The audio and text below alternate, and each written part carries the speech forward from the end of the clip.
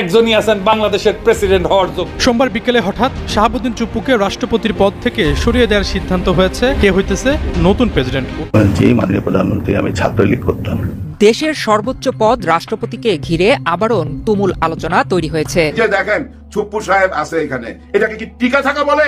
এটাকে কি টিকা থাকা বলে? আপনিই বলেন। আপনাকে আমি প্রশ্ন করলাম, ওনাকে ঈদের নামাজে ডাকা হয় না, কোনো অনুষ্ঠানে ডাকা হয় না, কোনো কিছুতে ওনার কোনো খোঁজ খবর নেওয়া হয়। এইমাত্র পাওয়া কিছু গুরুত্বপূর্ণ আপডেট নিউজ নিয়ে হাজির হয়েছি। দর্শক, এই ভিডিওটি অবশ্যই না টেনে সম্পূর্ণ দেখার চেষ্টা করবেন। যদি টেনে টেনে দেখেন তাহলে আপনারা মূল অংশটি দেখতে পারবেন না। অবশ্যই এক সেকেন্ডও না টেনে সম্পূর্ণ ভিডিওটি দেখার চেষ্টা করবেন। চ্যানেলে যদি নতুন হয়ে থাকেন এখনই চ্যানেলটিকে সাবস্ক্রাইব করে রাখবেন পরবর্তী আপডেট পাওয়ার জন্য। আসুন মূল ভিডিওটি দেখে আসি। একজনই আছেন বাংলাদেশের প্রেসিডেন্ট হওয়ার যোগ্য। সোমবার বিকেলে হঠাৎ শাহাবুদ্দিন চুপ্পুকে রাষ্ট্রপতির পদ থেকে সরিয়ে দেওয়ার সিদ্ধান্ত হয়েছে, এমন ইঙ্গিতপূর্ণ একটি স্ট্যাটাস দেন অনলাইন অ্যাক্টিভিস্ট পিনাকি ভট্টাচার্য। নিজের ভেরিফাইড ফেসবুক পেজে দেওয়া ওই পোস্টে তিনি লেখেন, চুপ্পু যাইতেছে, কে হইতেছে নতুন প্রেসিডেন্ট। উত্তর জানতে নেটিজেনদের একটু অপেক্ষা করতে বলেন তিনি। চুপ্পুরে বঙ্গভবন থেকে বাইর করে দাও।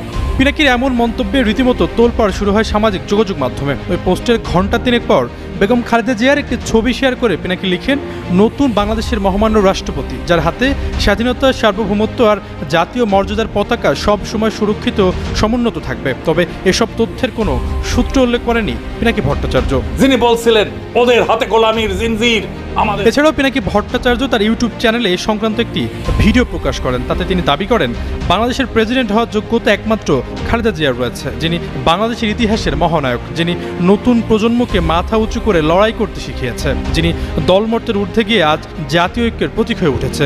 বাংলাদেশ উনাকে রাষ্ট্রপতি বানায় নিজে সম্মানিত হতে চায়। বাংলাদেশের প্রথম নারী প্রধানমন্ত্রী বেগম খালেদা জিয়াই প্রথম নারী রাষ্ট্রপতি হবেন দাবি করে পিনাকি বলেন, প্রধান উপদেষ্টা ডক্টর মোহাম্মদ ইউনূস ও খালেদা জিয়া দুই মুরব্বী মিলে আমাদেরকে নতুন বাংলাদেশের সূচনায় পৌঁছে দেবে। তিনি আরও দাবি করেন, লাল সবুজের ইতিহাসে এমন দুই নেতার অভূতপূর্ণ অভিভাবকত্ব আর কখনোই ফিরে পাওয়া যাবে না, তাই আমরা এই সুযোগ হারাতে চাই না।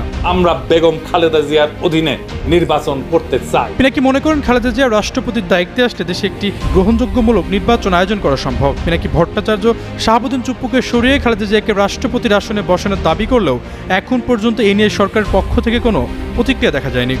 মনে করেন না, যখন ওই যে 10 নম্বর বিপদ সংকেত দেয় তখন আমরা কি করি?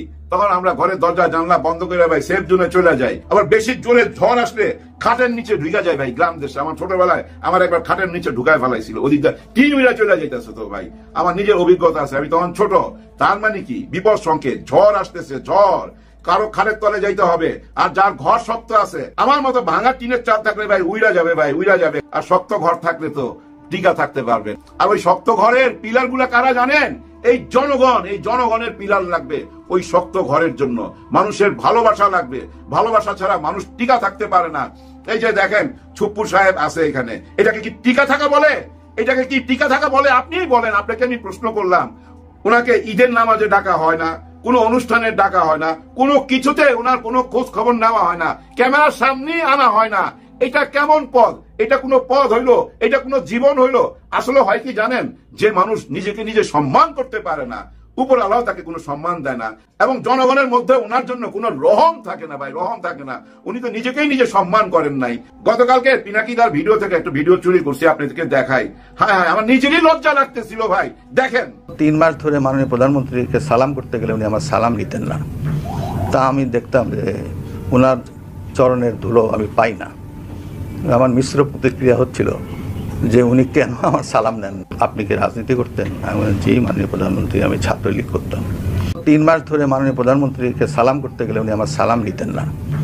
তা আমি দেখতাম যে ওনার চরণের ধুলো আমি পাই না।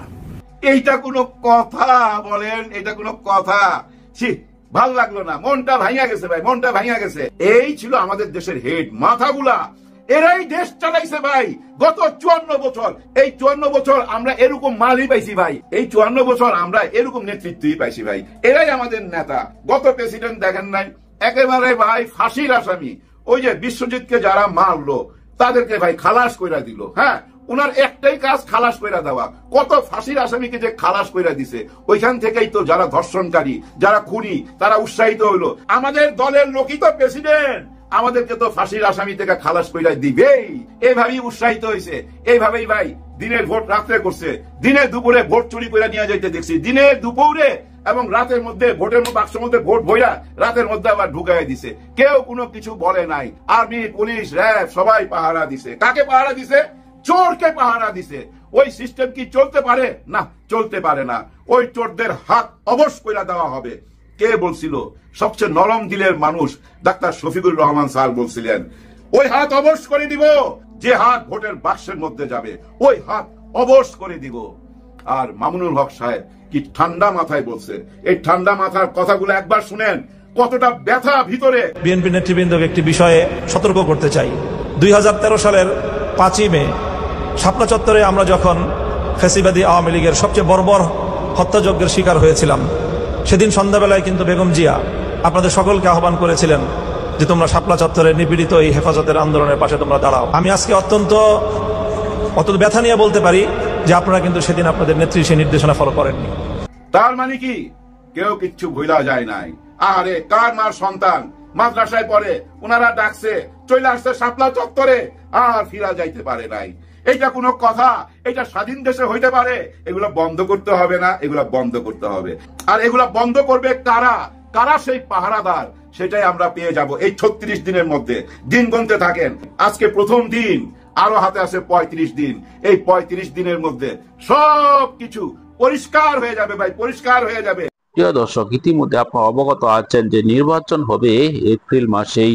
এপ্রিল মাসের শুরুতে হবে নাকি এই মাস শেষে হবে সেটি কিন্তু জানায়নি ডক্টর মোহাম্মদ ইউনূস। তা নিয়ে কিন্তু জামাত সহ সকল রাজনৈতিক দলগুলা তারা কথা বলছে। দর্শক, তাহলে নির্বাচন কখন হবে সেটি নিয়ে কিন্তু এখন পর্যন্ত সন্দেহ রয়েছে। এখন পর্যন্ত যদি বলেছে ডক্টর ইউনূস এপ্রিলে নির্বাচন হবে, কিন্তু যে ছাত্র উপদেষ্টারা আছে এমনকি ছাত্র নেতারা আছে তারা কিন্তু বলছে যে নির্বাচন যেন আরো পিছিয়ে দেওয়া হয়। দর্শক, আপনার কি মতামত? নির্বাচনকে আরো পিছিয়ে দেওয়া উচিত নাকি এপ্রিলেই নির্বাচন দেওয়া উচিত, নাকি ডক্টর মোহাম্মদ ইউনূস আরো 5 বছর ক্ষমতায় থাকা উচিত? এরকম কিন্তু অনেকেই বলছে। দর্শক, আপনার কি মতামত জানাবেন। পরবর্তী ভিডিওগুলো সবার আগে পেতে এখনই এই চ্যানেলটিকে সাবস্ক্রাইব করে রাখবেন।